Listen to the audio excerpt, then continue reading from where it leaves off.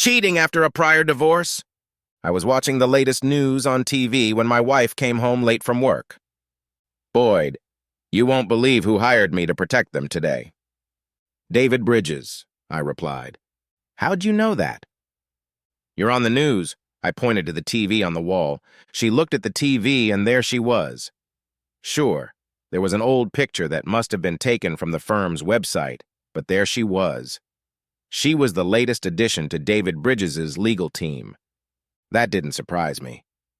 She was one of the best celebrity defense attorneys in the country before I demanded she stop working 100 hours a week. I'm not some fool who doesn't want his wife to work. Just wanted to see her more than once a month. That was 2 years ago.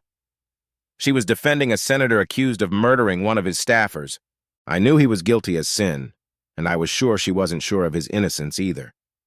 But that didn't stop her from poring over all the evidence for an inordinate amount of time to find even the slightest hint of something to exploit.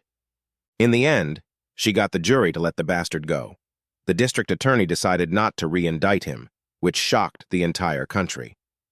On the third of 3 consecutive days of sleeping in her office during this trial, I handed her the divorce papers. Finally, she asked what she could do to keep from losing me. I advised her to quit her job. Even now, in our 30s, we have more money than we can spend. Some of it came from her clients, but I was also making good money as a radio talk show host. I have a syndicated political talk show, ranked in the top 10 nationally and #1 in several markets. She agreed to cut back on her time as a consultant and also agreed to finally have children. I held our son Mikey in my arms while she watched the host talk about her client and whether she could help him get away with it. I hated that term, getting away with it. It sounded too sexy. I never suspected her of having an affair. She cared too much about her reputation to cheat on me and never took the risk of having bad news written about her. My problem was that she simply worked too hard. You may have noticed that I didn't say she loved me too much to cheat on me. I didn't believe that. Oh, I'm sure she loves me, but more than anything, she loves her job. When she started consulting, she became a favorite of television talk shows when they needed legal analysis. There were times she was on TV every day, and wow, she loves it. Are you upset? She'd ask when the commercials came on. What do you think? Mikey needs a change of clothes. I carried my son to his room and left her not knowing how to act, which was a good thing. I liked keeping her in suspense. She's a control freak, and I delighted when I could run a wrench in her gears. She decided to follow me, and while I was trying to change a diaper, she said, "It's not going to be the same. I'm just part of the team, not the lead." I shrugged. There you go, baby. All fresh and dry. Mikey laughed when I tickled him, which made me smile. I farted my mouth into his chubby tummy, which made him giggle even harder. Boyd, this is just a tax evasion case. They only need me to help them pick a jury. Sure, I said, walking past her back into the living room. You're overreacting, she objected. No, I don't think so, I objected childishly. It will be very important to us, the name recognition alone. Not us, I snapped, putting Mikey in the playpen. What? Not us, Alicia. This is good for you. I have a feeling this is going to end us. She shouted, Bullshit! I shook my head and grabbed my keys from the coat rack. Dinner is in the oven, warming up. I'm going to the bar. David Bridges is the former governor of our home state. As soon as he announced his candidacy for the next presidential election, he was slapped with a lot of dirt. He was eventually indicted for failing to report millions of dollars on his tax returns that he allegedly received for some unknown reason from some foreign company, as well as a bunch of election interference charges related to his last run for governor. The trial could have been interesting. I just didn't want my wife practicing law again. I lit my Davidoff Churchill cigar in a private room of a nice cigar lounge next to my studio. There were a few smokers there, but without saying hello, we left each other alone unless we were invited to join someone. Despite being a celebrity, almost everyone was used to me showing up there a few times a week. The novelty of Boyd Baxter, radio host, being a regular went away pretty quickly. Boyd, help yourself to my scotch. A gentleman I recognized but didn't remember the name called out to me. Thank you, I said, waving my hand and pouring myself a large drink from the decanter on the table in front of him. I saw the news. Thought you could use a good belt, he added. Yeah, you got that right, I said, chugging him through the air and walked to the most deserted corner of the room. I took a long puff and exhaled deeply. I wondered briefly if I'd overreacted, but concluded that I hadn't. I'd filed for divorce because she worked too hard when she had big cases, and only agreed to take her back after she promised to quit. I didn't feel guilty for making that condition. She had a decade of successful work at the highest level under her belt, and I wanted to have kids while we still could. And then she took on another big case without asking my opinion? Yeah, that was a slap in the face I didn't expect.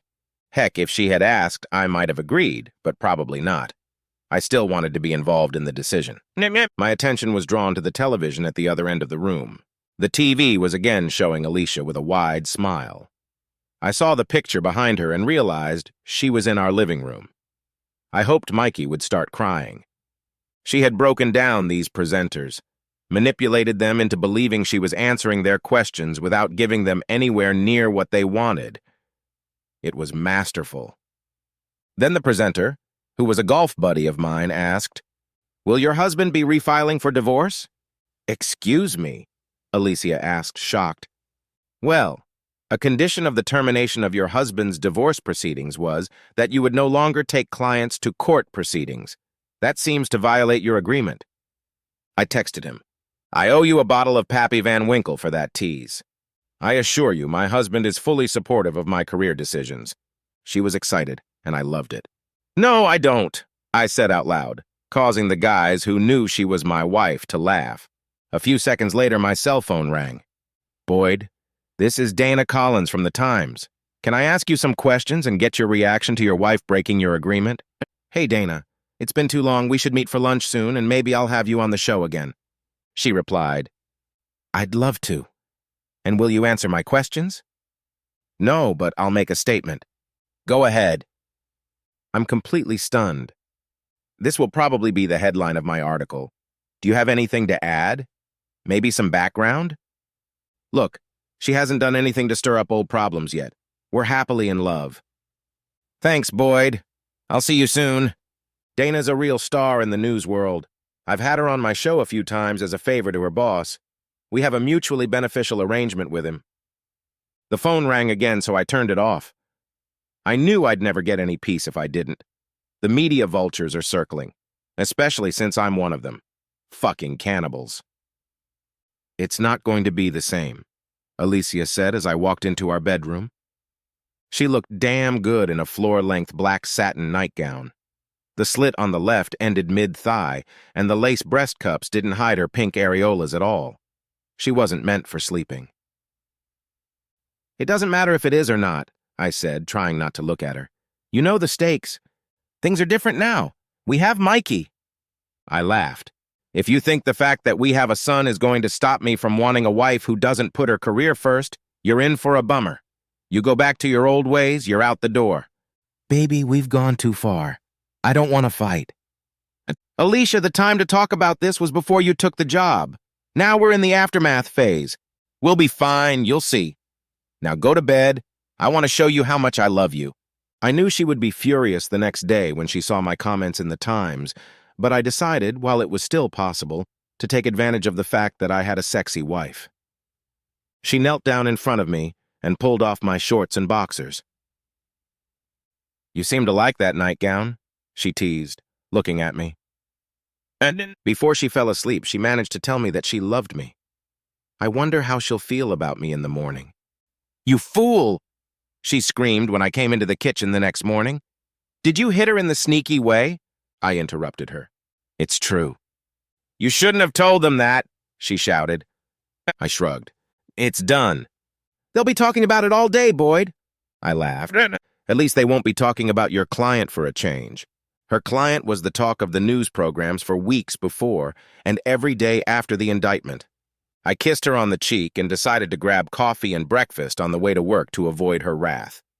I wondered how long it would be before she started working 16 hours a day again. "We're not done discussing this," she shouted back at me. I knew she was right. I got to my studio and it was chaos. I had a young student answering the phone, a sound engineer, a setup technician, and a producer working with me. I prefer to do my own investigations, so I don't have a team of people who read the news instead of me like some anchors do. Jesus, Boyd, the phone's been ringing off the hook today. I handed her a coffee and said, "Turn the ringer off, Missy. Let them go to voicemail and you can screen out the important calls for me to call back." "Thanks, boss. That will help." I walked into my office and saw that the producer was already waiting for me. "Good morning, Boyd?" Rose asked. "Just fine, Rosie. What do we have today?" "It's hard to avoid the Bridges story, especially now you're involved." "I'm not involved, my wife is." "Same thing. Get Dana Collins on the show. We'll talk about it, and I'll let her lead me to some comments, but let her know it's not an interview." "Yes, I read her article this morning. I swear that woman is partial to your wife." I laughed. "No, she has a thing for me. I overheard her talking to someone once, and I'm using it to my advantage. Don't take the poor girl for a ride, Boyd. I expected this town to chew her up and spit her out a couple years ago." "Hey, never underestimate a farmer's daughter. She's tough as nails." "All right, I'll call her and make arrangements." "Thanks, Rose. Also, see if Dan Naranja can make it. I loved what he did to my wife last night on his show. It's good to have friends, isn't it?" "You know it is." "All right, Boyd, you're live in 5, 4, 3, 2. Rose pointed at me and the scoreboard lit up. "Good afternoon, radio listeners. I'm your handsome host, Boyd Baxter, and joining me in the studio is Dana Collins of the Times." "Hello, Dana." "Hello, Boyd. I'm happy to be here today, especially given what's going on with your wife." She smirked, and I shook my head. She put on a short skirt and crossed her legs, giving me a nice view of the top of them in stockings. I love the sight of beautiful legs, especially covered in black nylons. "Yeah, I thought you'd mention that." "Yes, my wife has agreed to join David Bridges' legal team as jury consultant. She is no longer involved in representing clients in the courtroom." "Jury consultant?" Dana asked. "That's exactly what she told you?" I stared at her. She dangled a shoe off her sexy foot and smiled.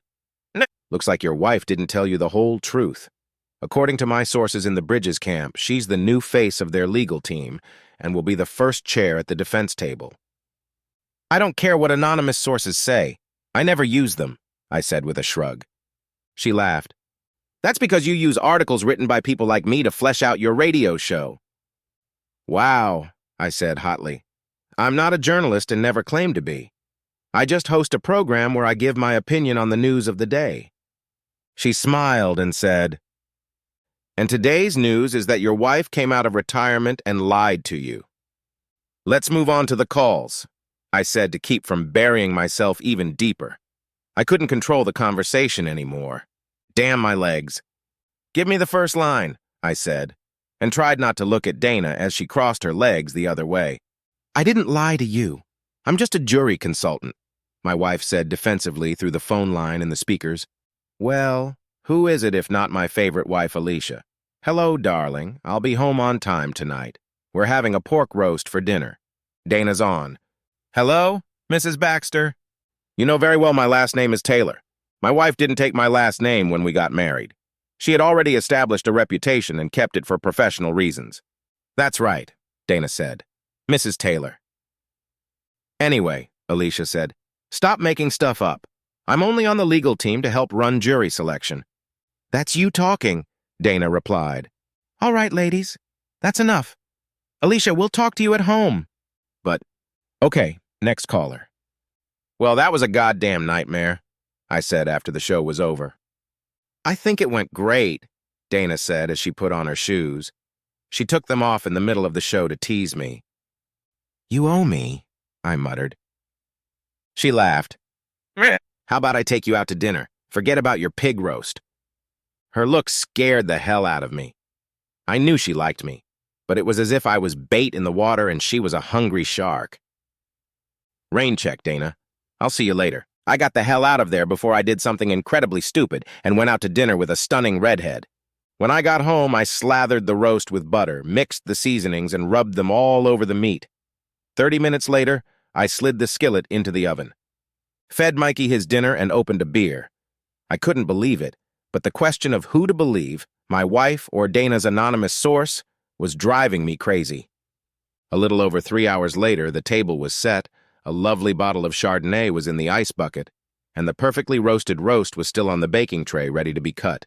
Alicia wasn't home, but so far she was only half an hour late. I ate my salad while the clock ticked, and here she is an hour late. I still haven't gotten a call or a text. I put the roast back in the oven so it wouldn't get cold and made myself a martini, an hour and a half late. I fought the urge to call her. There was a battle to be fought, and I had to come out of it victorious. I turned off the oven at 2.5 hours late and went out to dinner. The text came 3 minutes after the steak was served. "Where are you?" I hung up the phone, sighed, and took another bite of the perfectly seared steak. There's something about steak cooked at a very high temperature that makes me a happy person. She wouldn't ruin that. 5 minutes later, she texted me again with a question mark. I scooped up some creamed spinach and groaned, feeling the flavor on my tongue. This night, they'd made it work. Another 2 minutes passed and my phone rang.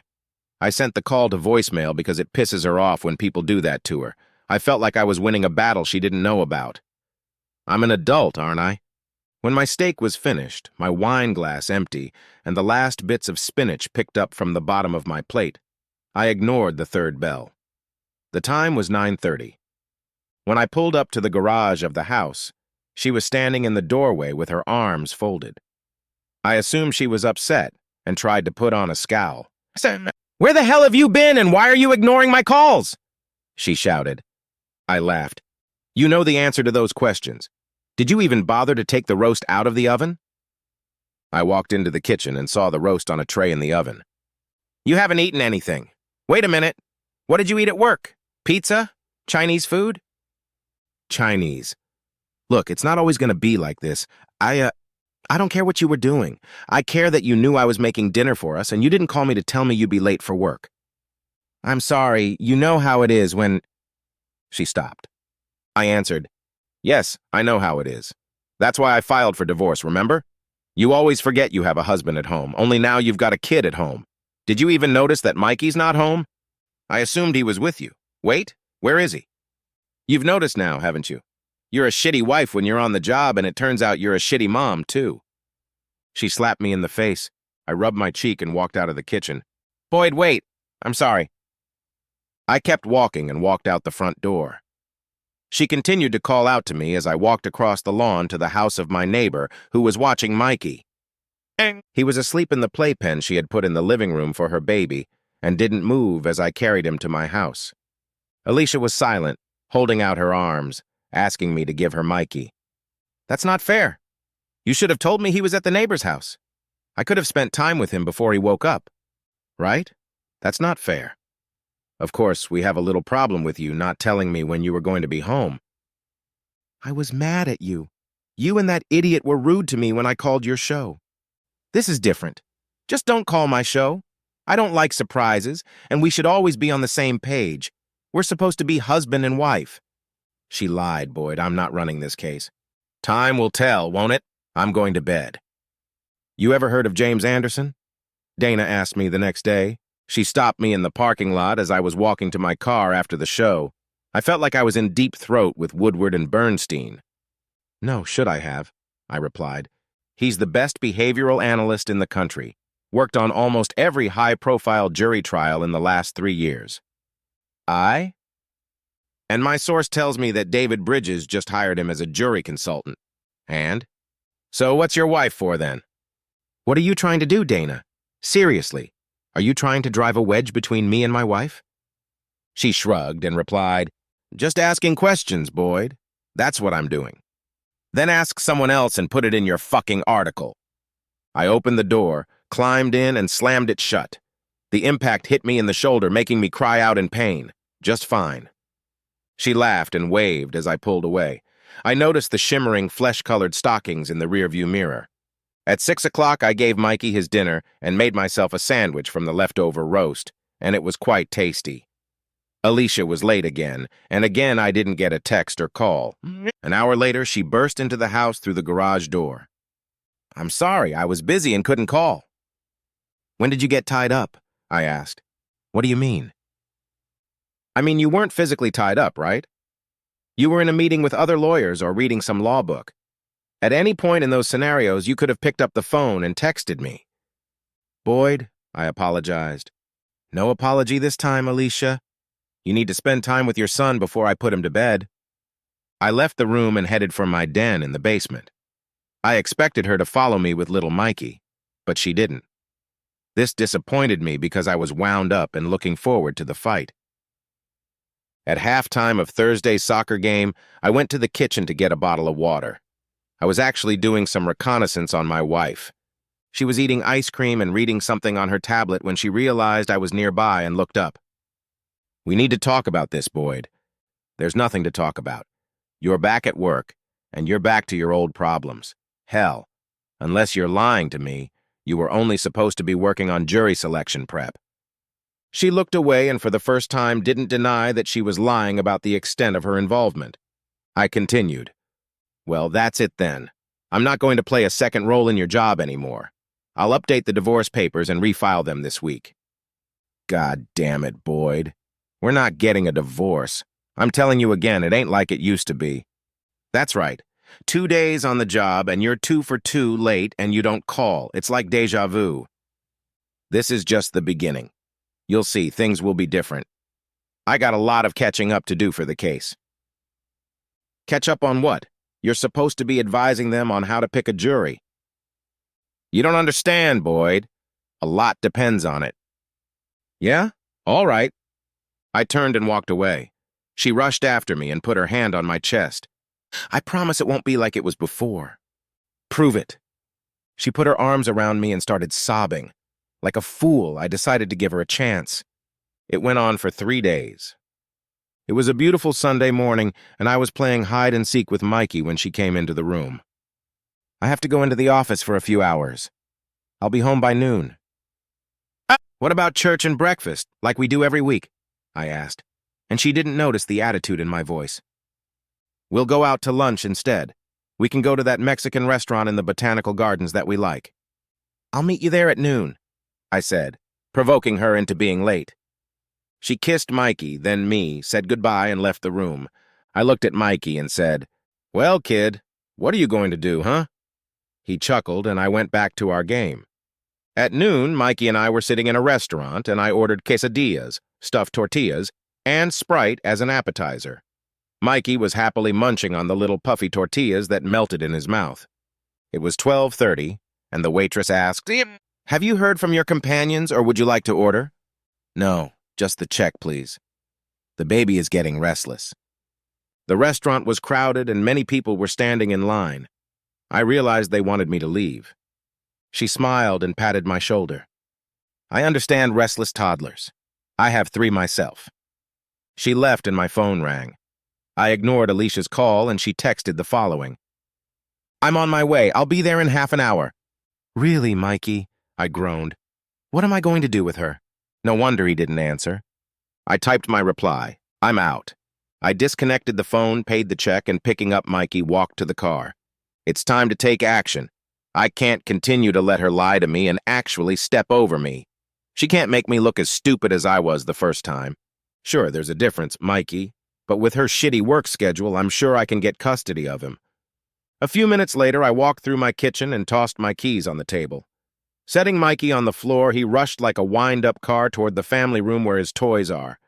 As I followed him, the house phone rang, but I didn't pay any attention to it. He loves being in his playpen, and when he entered the family room, he pulled himself up on his net. So, someone wants to play in their baby prison, huh? Okay, buddy. As I sat him down, the phone rang again. Mom's going to be mad, isn't she? I asked. He giggled and grabbed his look and talk toy. Mikey, someone said a long time ago, never interfere with your enemy when he makes a mistake. Mommy keeps making mistakes. All I've heard him say are the words from the Look and Say toy. The cow says, moo. Have fun, buddy, I said before tickling his side, causing a fit of laughter. For some reason, I was reminded of Robert Plant's cry, Does anyone remember laughter? I made a mental note to listen to something by Zeppelin later. I opened my beer, sat down on the couch next to my son, and turned on my cell phone. There were several voicemails from my wife, and I deleted them without listening. confident that she would repeat herself when she walked in the door. There were several messages from Dana Collins saying we needed to talk as soon as possible.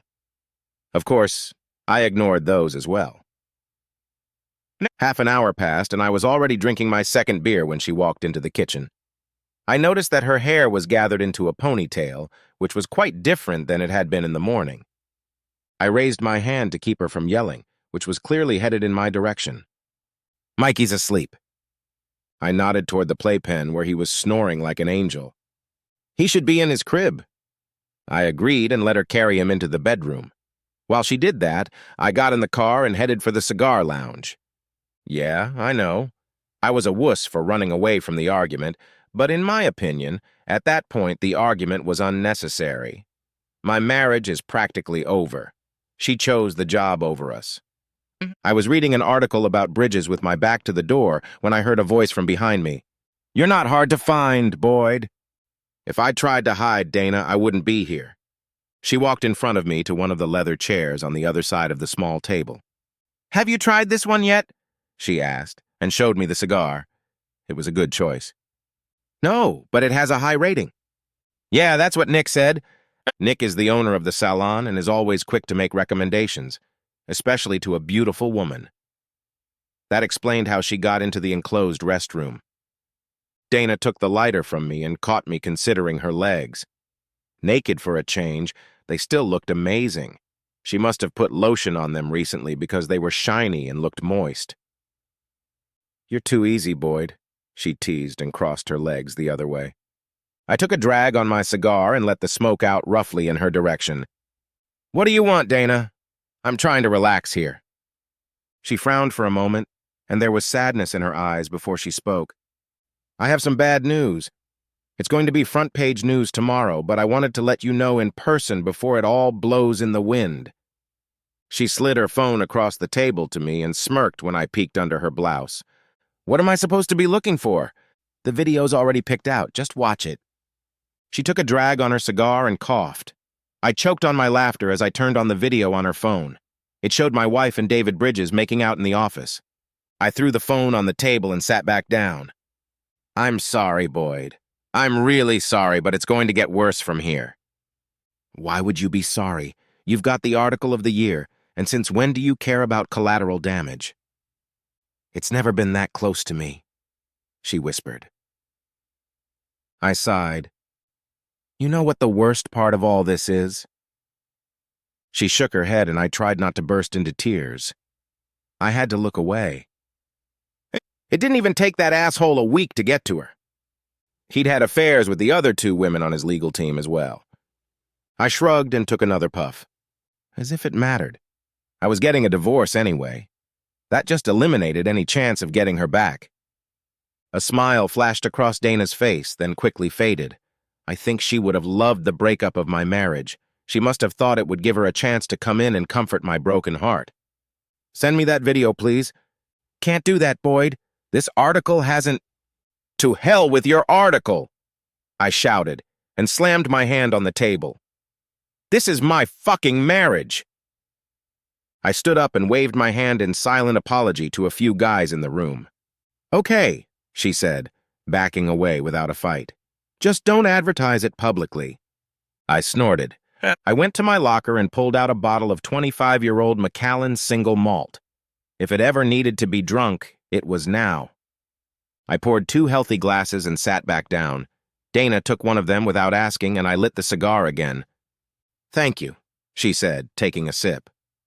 I could tell she wasn't drinking much scotch, judging by the way she tried to hide her grimace. "Honestly, I never thought she'd cheat on me. Always thought she wouldn't risk her reputation like that." "It's about him, you know. He's a known chick hunter. We'll just never get any hard evidence." "No, it's her fault. So she'd sleep with him in his office for a week?" "No, that's what she was looking for. Where'd you get that video, by the way?" "Well, it's a felony to set up a camera like that, so let's just say I didn't do it, okay? Let's say it was an anonymous source and leave it at that." The smirk gave her away, but I wasn't going to broach the subject. "Sure, whatever you say." I turned on my phone to save the video to the cloud, and then I got a text from Alicia. You need to come home so we can talk. I groaned and dialed. No need to say anything. We're done. You can sleep with Bridges all you want. Have fun with the press tomorrow. I turned the phone off and watched as Dana threw her head back and took a long puff on her cigar. There's something sexy about a woman smoking a cigar. Not as sexy as her legs, but still. Wife? She asked. I nodded and sipped my whiskey, saying, I wished her good luck in tomorrow's press meet. She'll think it was you who came to me with the story. I'm sure you'll testify that I wasn't your anonymous source. Tomorrow's gonna be a shitty day for you, she warned. Yeah, I know. I'm totally fucked either way, so I'm gonna do what I do every day. Chew gum and kick ass. And you're enthusiastic enough? Watch yourself describe trashy 80s movies. She laughed and said, It's a cult classic, man. After another hour of small talk, my cigar was smoked. If I thought she would, I would have bought us a couple more just to keep sneaking glances at her, but it was time to leave. Buckle up, Boyd. And I meant it when I said I was sorry. You're a good guy and you don't deserve this. Yeah, well, I guess I do. Talk to you later, maybe. I decided to go to the hotel. Didn't want to socialize with my soon-to-be ex-wife until it was inevitable, so I figured that would happen the next day when the shit hit the fan. I woke up at 6 and turned on the news. The shit show had already started and it was on all the channels. I made a cup of crappy hotel coffee and went to take a shower. Went to the store and bought clothes and toiletries for the hotel stay. I had no idea if and when I was going home, so I prepared to spend a week here. The hot water was nice, even without a decent head, but it didn't matter. Shitty water pressure was the least of my problems. After my shower, I turned on my phone and ignored all the texting, sending a text to Rosa. I won't have a live show today. Find a guest host or do a recorded broadcast. She replied, Saw the news. Anyway, I'm really sorry. The phone rang, and of course it was Alicia. I ignored it and turned up the volume on the TV. The anchor was speaking. We have breaking news. Following up on the Times report of David Bridges' affair with his attorney Alicia Taylor, a video has surfaced. Be warned that it is very naturalistic. I watched the video of them kissing and him groping her breasts. After that, thankfully, the video cut off and the co-host said, This contradicts Governor Bridges' claim that there is nothing romantic between him and his attorney. We reached out to Alicia Taylor for comment, but have yet to receive a response. I decided to read the text message and see exactly what my wife's justification was. What are you talking about? I'm not having a love affair with David. Stop being an ass and come home. The ones that came the next morning were singing a different tune. That's a lie. We're not having an affair. Boyd, please call me. I swear to you, it's a lie. I love you. She must have been watching TV because the next message said, We just kissed. That's it. And it was a mistake. I shook my head and replied to it. I know there's more to this video. You got caught and we were done. She called again and again. I disconnected the call and watched the announcers give their opinions on Bridges and his many alleged affairs. Surprisingly, they were focusing more on him rather than my soon-to-be ex, which pleased me. I figured the less her name was mentioned, the less mine would be mentioned as well. I checked my voicemail. There were a few calls from Alicia, but the rest were from news stations demanding comment from me. For a split second, I thought about getting on one of the programs so they would get my comment and leave me alone, but I knew that wasn't going to happen. In the end, it was better to remain silent. I did what all abusive husbands do, divided our assets, canceled joint credit cards, arranged with an attorney to update and file paperwork. I sought full custody since she was no longer at home. He was confident that I had a good chance of getting at least basic custody while living together, and felt that evidence of infidelity could be used to avoid counseling or time requirements if irreconcilable differences were involved. That's not to say I felt good about it, but I felt a sense of satisfaction that I had put the finishing touches to my false marriage. It was obvious that she loved her job more than she loved me, and it was more than obvious that she didn't love me enough not to cheat. Good riddance. I turned on the home security system on my phone and saw that she was sitting on the couch with a sleeping Mikey crying. I didn't know if she was crying because of me and the loss of our marriage, or because of the shit show she'd made of her blessed career. I tried to think of ways to get back at Bridges. There had been plenty of public humiliation, and whatever his wife was going to do to him, but none of it was coming from me. I felt I had to do something to preserve my male identity. In the end, I decided the idea was silly. He's got a whole entourage, and there's no way I could get close to him. And even if I could, I'd eventually be captured and either shot or have the shit beaten out of me. I'll just have to go along with Karma's plans for him. Maybe he'll end up with Alicia. That would teach him. The next day went the same way, except I was required to be on the show. Rose was on her usual behavior, and the office wasn't too noisy, unless, of course, you counted the 20 reporters standing in front of my building. Entering from the secure parking lot allowed me to avoid them and get to the office in one piece. Rose said, "Boyd, your buddy at the time said she wouldn't mention your name in the articles if you let her come on the show again." I threw up my hands and groaned. "Are you kidding me? What the hell difference does it make? Jesus, her being on the show is probably even worse. I can't invite her and not talk about her article." "How are you going to avoid talking about it? It's the biggest story of the year." "It's my show. I can talk or not talk about what I want to talk about." "Sure," she said, rolling her eyes. "As long as the sponsors aren't upset that you're being a fool." She's right, of course. I got calls from the parent company, and sometimes directly from the sponsors if they were annoyed enough. That's life in radio. "Okay, Dana can come over, but tell her to be polite. I have a long memory." "Oh, if you give her a chance, she'll be real nice to you, Boyd." She laughed and walked away. It's not easy with Dana on the show. I can't control the narrative, and I certainly can't control her reporter's language. She will press me and dance around the subject of my wife until I indirectly give her the answer to every question I don't want to answer. An hour later, I put on my headphones and watched Dana do the same thing with a smile. The only difference was that she had her legs crossed, which made the bottom of her skirt ride up a couple more inches, while I wasn't wearing a skirt. I saw the notebook in front of her and asked, "Is this a list of questions?" She giggled sweetly and replied, "Of course not. I wouldn't dare come on your show with a list of questions." Rose started the countdown to air, and Dana continued. "Besides, I know a lot more than you do. I'm not interested in you anymore. Well, professionally, that is." 3, 2, 1. The opening music started, and I took a deep breath. "Good afternoon again, radio listeners," I began. "Your handsome host, Boyd Baxter, is here, and joining me in the studio today is Dana Collins of the Times. How's it going, Dana?" Great. Thanks for having me on, Boyd. It's always a pleasure. So, as usual, there's confusion in Congress. Any word on what's going on with our favorite monkeys trying to figure out how to pass a budget? Same old, same old. The defense hawks want their own. The hard right wants to cut everything. The hard left wants to spend everything, and the middle wants their piece of the pie for all their favorite projects. No one agrees on anything, and if Congress were an expressway, it would be like Los Angeles on a bad day. You know what they say, Dana? The opposite of pro is con, so the opposite of progress is Congress. She laughed and got a cute snort out of it. "Oh my God, I can't believe I snorted on the radio," she moaned. "As my next trick, I'm going to make milk come out of your nose." How are politicians like diapers? Both need to be changed regularly for the same reason. She shook her head.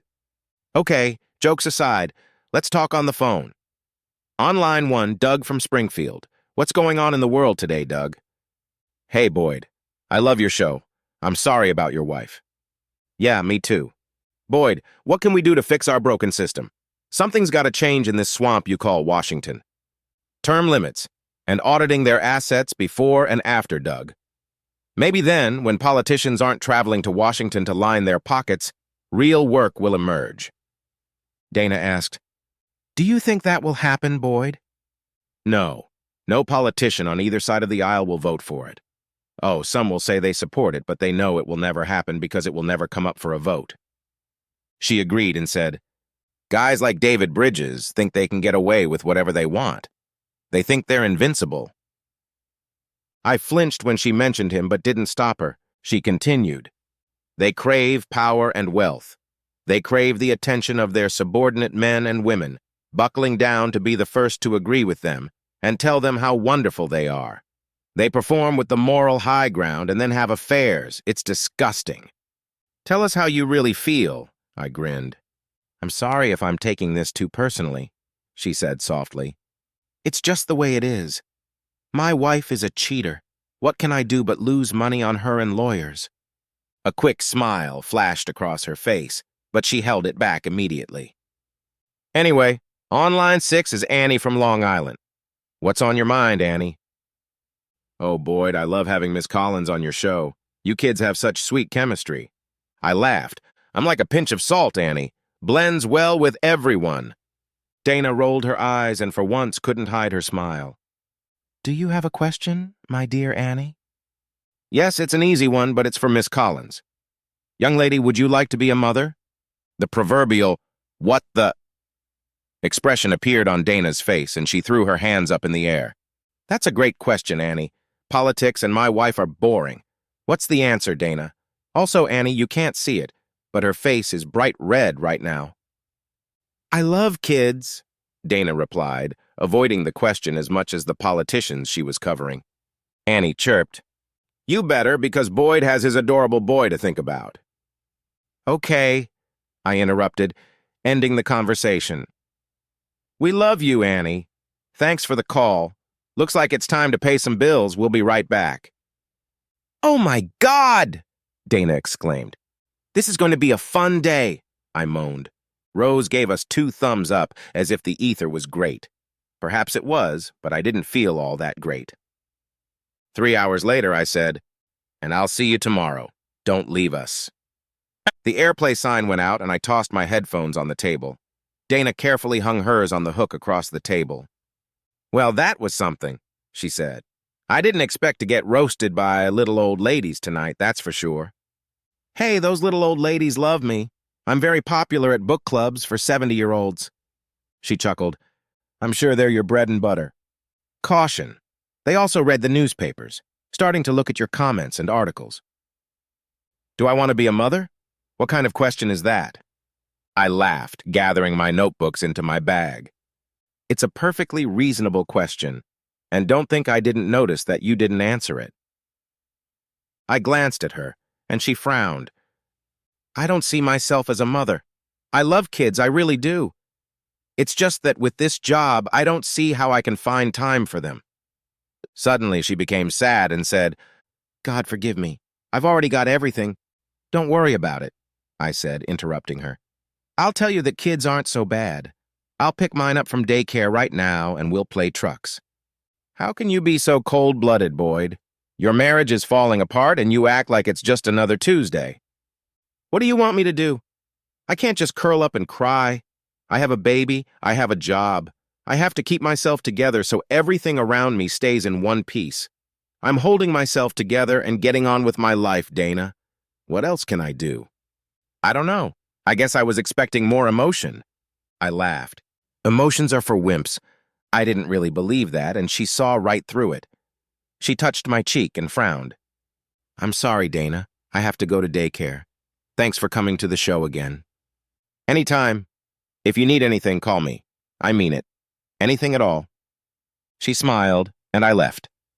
Life went on, and a month later I was sitting in my lawyer's office waiting for Alicia to speak. Boyd, I'm so sorry. It was a mistake and... Alicia, I don't want to hear it. If you think the reason we're getting divorced is because you slept with that asshole a few days after we met, you're sorely mistaken. Easy, my lawyer admonished me when I got a little heated. Listen to me. You were late, you lied, and you basically put your job before our marriage and our child. That's unacceptable to me, and you knew it. That's why you didn't talk to me when you took the job. Boyd, it should have just been jury consulting. Yeah, I heard that. Only it wasn't like that, was it? No, I didn't think so. You got carried away again. It's like heroin to you. Honestly, the way you got hooked so fast, I'm pretty sure you've cheated on me before. Just sign the papers. I'm being more than fair. I want primary custody, she said, tears rolling down her cheeks. I laughed, and my lawyer said, Miss Taylor, this is totally unacceptable to us. There is no situation in which my client would give up primary custody, and given your work schedule, we are quite confident that the judge will agree that it is in Michael's best interest and well-being. Damn it, Alicia. My investigator says you've been working 14 hours a day all week, and you haven't asked to see Mikey once since you moved in a few weeks ago. Who are you kidding? I love him, she whispered. I know you do. It's just that you love your job more. You can see him whenever you want. I'm not going to be an asshole about it. I love you, Boyd. I really do. Yeah? While fooling me, baby? I left the office and later found out she'd signed the papers. My marriage was over. 6 months later, Alicia came to Mikey's for the weekend, and I walked into the cigar lounge. "What's up, Nick?" I asked, walking up to the counter. "How you doing, Boyd? A box of Monte Cristo Gnome 2 came in for you. I put it in your locker." "Oh, thanks. So, a lot of people here today?" "No, just a few regulars and a hot chick who's been here a few times and just bought a membership." "Cool. I'll see you around."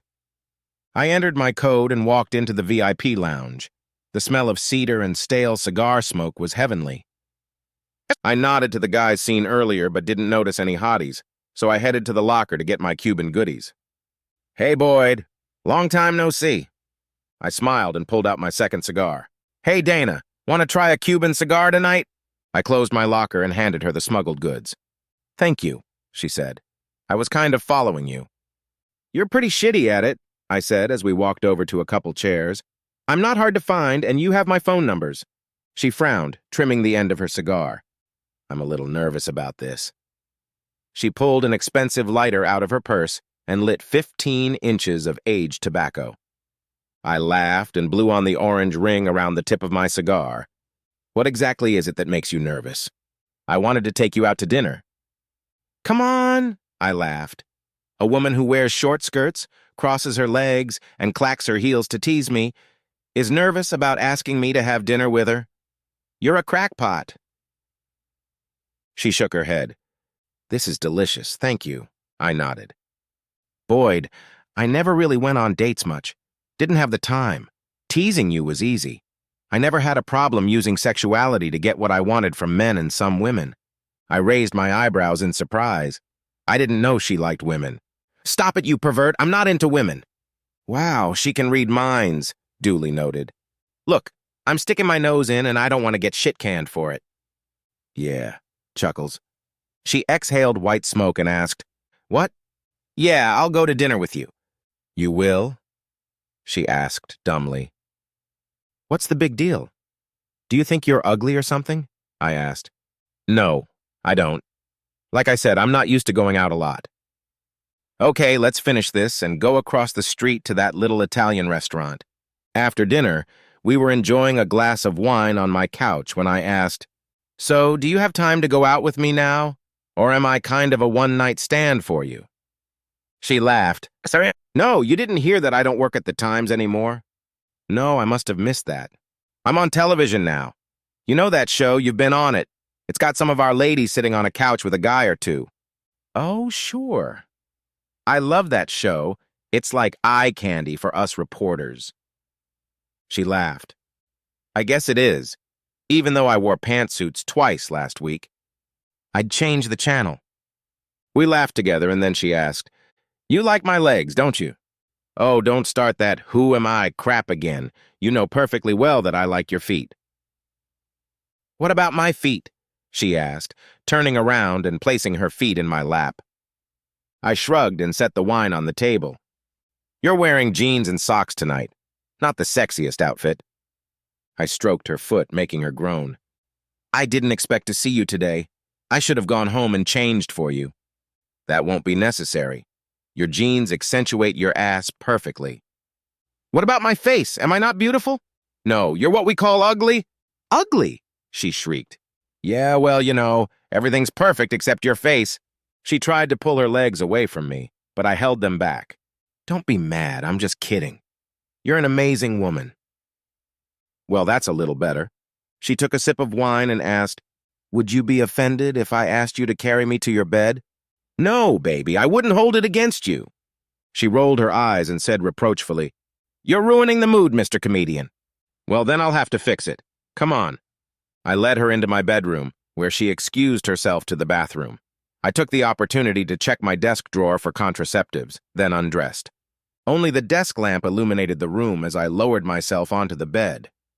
I was beaming in full alert anticipation of finally being joined by the beautiful journalist.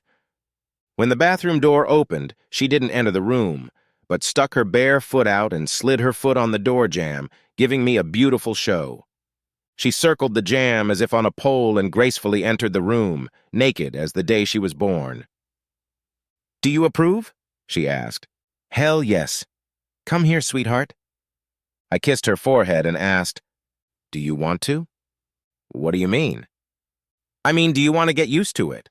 I'm taking applications for my girlfriend, and so far the only applicant is you."